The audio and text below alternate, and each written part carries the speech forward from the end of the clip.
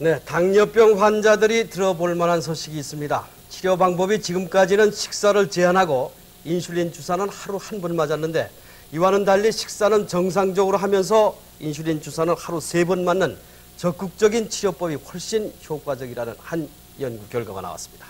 지금 이에 대해서 연구하고 있는 건국대학 의과대학의 최수평 교수가 청주 스튜디오에 나와 있습니다. 안녕하십니까? 안녕하십니까? 이 당뇨병에 대한 적극적인 치료법이라고 들었습니다. 이 종래 치료법과 어떻게 다른 것인지 좀 자세히 설명해 주세요. 네, 종래 치료법은 식이요법이나 또 이 운동요법 등을 이제 중심으로 해서 치료를 하고, 그 외에 이제 인슐린 필요한 사람은 한 번 인슐린 맞고 그런 식으로 치료를 했습니다. 그러나 실제로 그 치료 효과는 그 만족하지 못할 경우가 많이 종종 발견됐습니다. 그래서 이 치료 방법은 그 인슐린을 좀 더 적극적으로 공급해 줌으로써 혈당을 더욱더 정상화 만들 수 있는 방법입니다. 네. 당뇨병 치료법의 하나인 저혈당 제제는 우리나라 환자들에게는 그렇게 큰 효과가 없다고 하셨는데 그 이유는 뭡니까?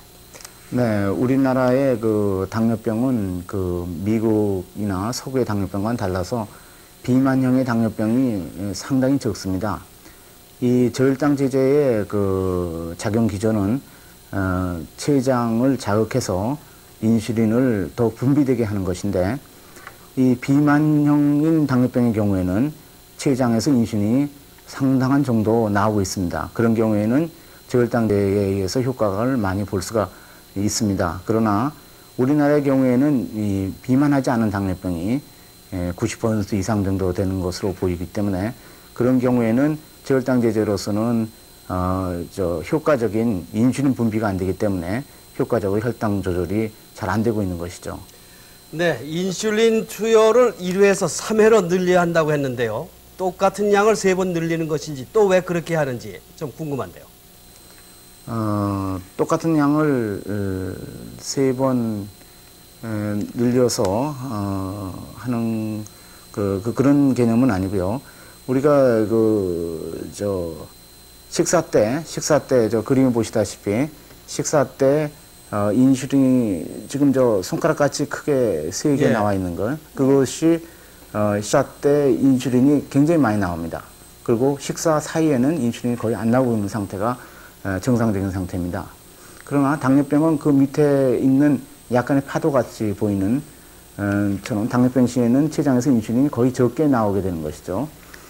그런데 우리가 그 한 번 맞는 방법을 주로 하는 그 장시간형 인슐린 경우에는 한 번 맞으면은 인슐린의 작용이 24시간 지속되게 됩니다.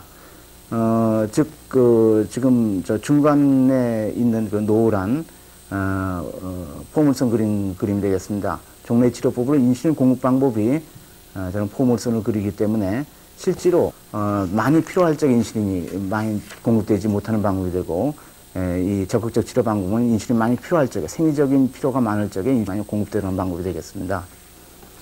네, 적극적인 치료법을 사용했을 때 실제로 어느 정도의 효과가 있었는지 좀 자세히 설명을 해주시죠.